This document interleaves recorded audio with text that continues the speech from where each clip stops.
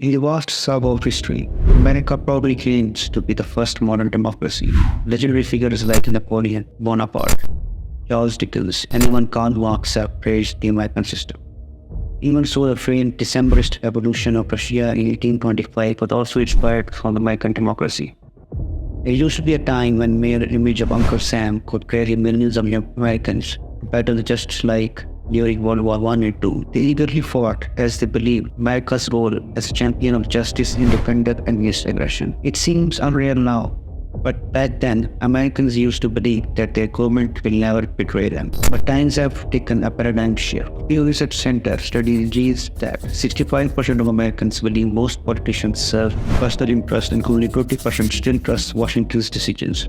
America, once praised for its integrity, now faces the crisis of confidence. So why and how this paradigm shift occurred? What made Americans believe to disbelieve in their own government? The seeds of discord between the American government and its people started primarily during the Vietnam War. There is a war going on in South Vietnam.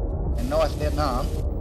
The war in Vietnam. It lasted 20 years, from 1955 to 1975, a war that many believed to be un-American. At the start of the conflict, Americans were unaware of the fact that their country was fighting a war in Southeast Asia against communism. But things started to get serious in 1964, when direct military involvement of America started.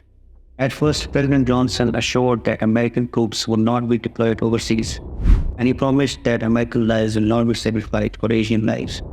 Yet, by March of the following year, tens of thousands of American soldiers were en route to Vietnam, as the then President Lyndon B. Johnson used the fabricated incident of Gulf of Tonkin of 1964 as an excuse to increase U.S. military presence in Vietnam. This incident was presented to the public in over-exaggerated manner, and later it was found that this incident was also a lie. However, anti-war sentiments rose in this time, which were fueled by large-scale demonstrations. As the elections of 1968 drew nearer, the Vietnam War emerged as the paramount issue. Richard Nixon capitalized on public discontent, promising peace in Vietnam while safeguarding American honor. His victory in the elections of 1968 propelled him to the presidency. Yet Nixon's failure to deliver ceasefire in Vietnam further eroded trust between politicians and the people. In April of 1970, President Nixon announced withdrawal of American troops from Vietnam within a year. But the opposite happened.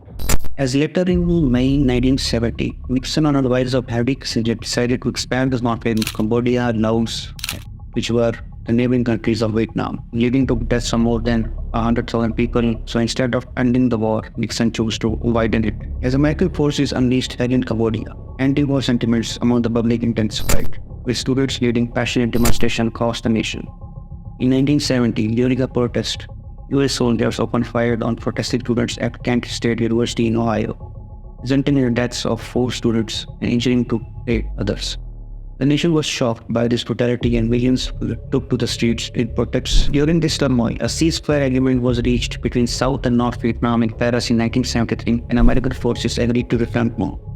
That we today have concluded an agreement to end the war and bring peace with honor in Vietnam. But after 2 years after the American withdrawal, North Vietnam breached the agreement and strictly occupied South Vietnam. Hence, finally, in 1975, Vietnam War ended with the fall of Saigon. The aftermath of Vietnam War was devastating, with staggering casualties on all sides. Many writers believe that John F. Kennedy, Martin Luther King, and Robert Kennedy were killed by American deep state, as they were opposed to Vietnam War. The truth finally emerged in 1971 when military intelligence leak known as Pentagon Papers exposed everything, which said that 38,000 American lives were lost, more than 1 million North Vietnamese soldiers and guerrillas were killed, at least 1 million Vietnamese civilians also died. Some estimates even say that over 3 million Vietnamese were killed in this war. The US dropped 7.5 million tons of bombs on Vietnam and the neighboring countries. These bombs are twice the amount of bombs dropped on Europe and Asia during World War II.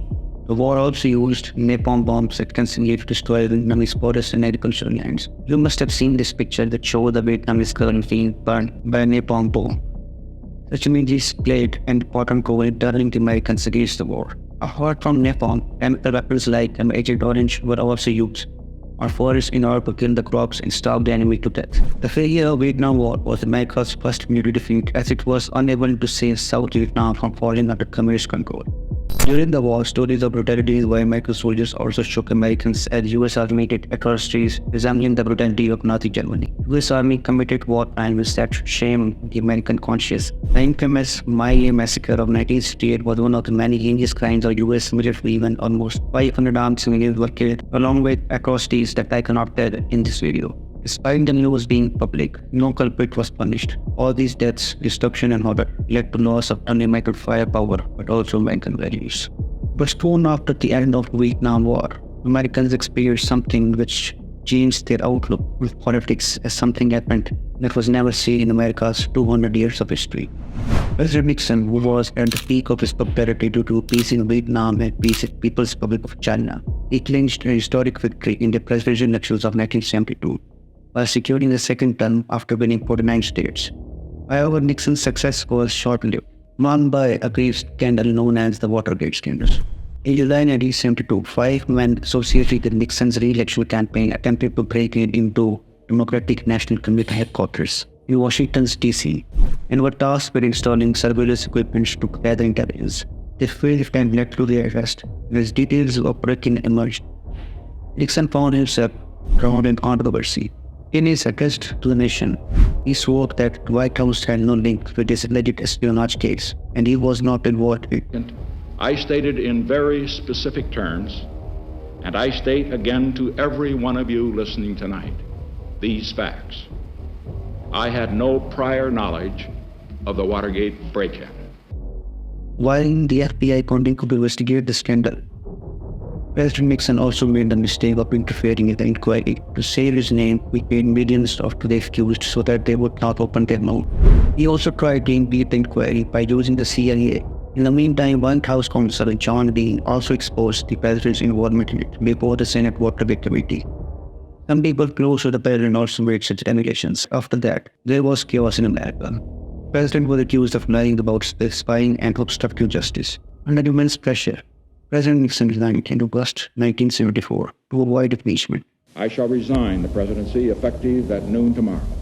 Nixon, who won the historic election, was the first president in U.S. history to resign.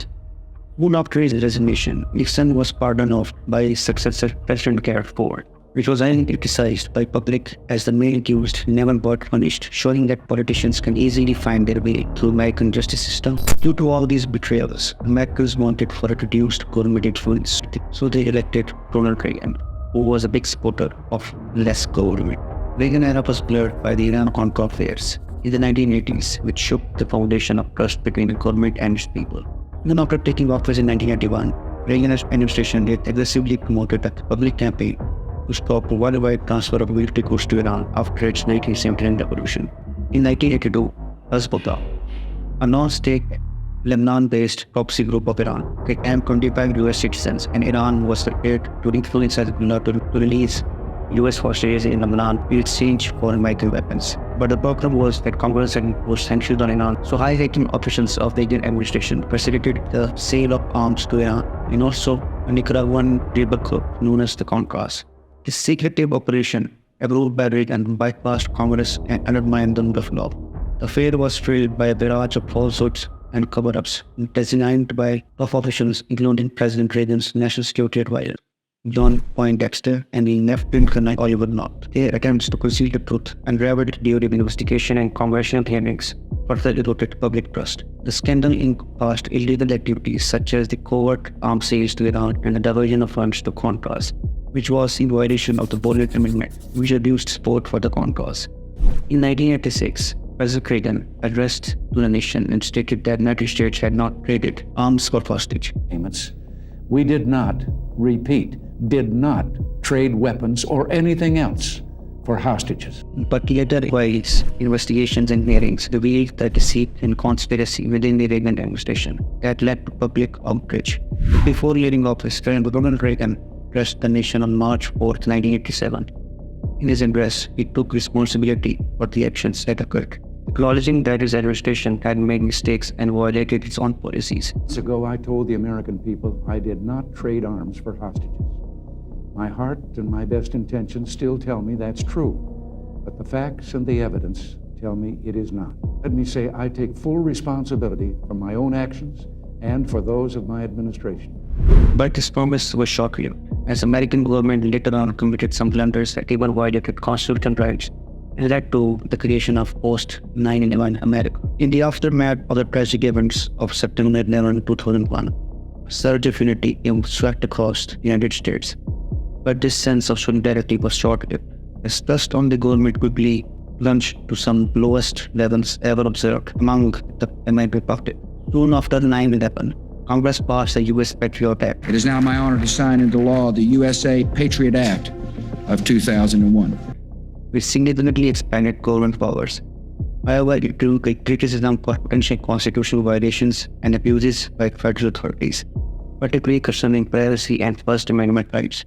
Moreover, the use of torture, drone strikes, detention center at Guantanamo Bay, and accusation of providing particularly against Muslim Americans drew condemnation from human rights organizations. While the defense of these methods by the government further eroded the trust between the state and the people. During the War on Terror, the Iraq invasion of 2003 cannot be ignored. The American invasion seemed inevitable, driven by a fixation on removing Saddam Hussein from power at any cost. Saddam Hussein and his sons must leave Iraq within 48 hours. The US government created an artificial excuse for war, for invading Iraq, which was that Iraq had weapons of mass destruction and it was also supporting Al-Qaeda, but both of these accusations were lies. These lies were not only told by American bureaucrats and politicians, but also repeatedly repeated by President George Bush. After successfully destroying Iraq, President Bush and his team were unable to find the weapons of mass destruction or linked with Al-Qaeda or Osama bin Laden or Saddam Hussein. Bush shifted all the blame to his advisors. The narrative was so powerful that when Saddam Hussein was arrested, he was kidnapped by Louis Soldier for his role in 9/11. The war not only led to deaths of many people on both sides, but also tarnished US image on world stage in the eyes of the American public. While America was facing international condemnation for being ruthless and rogue for its irresponsible attitude in international affairs, bombshells were dropped on America, but not by an enemy, but by a former CIA operative, Edward Snowden, in 2013, where he classified documents unveiling the extensive government services programs.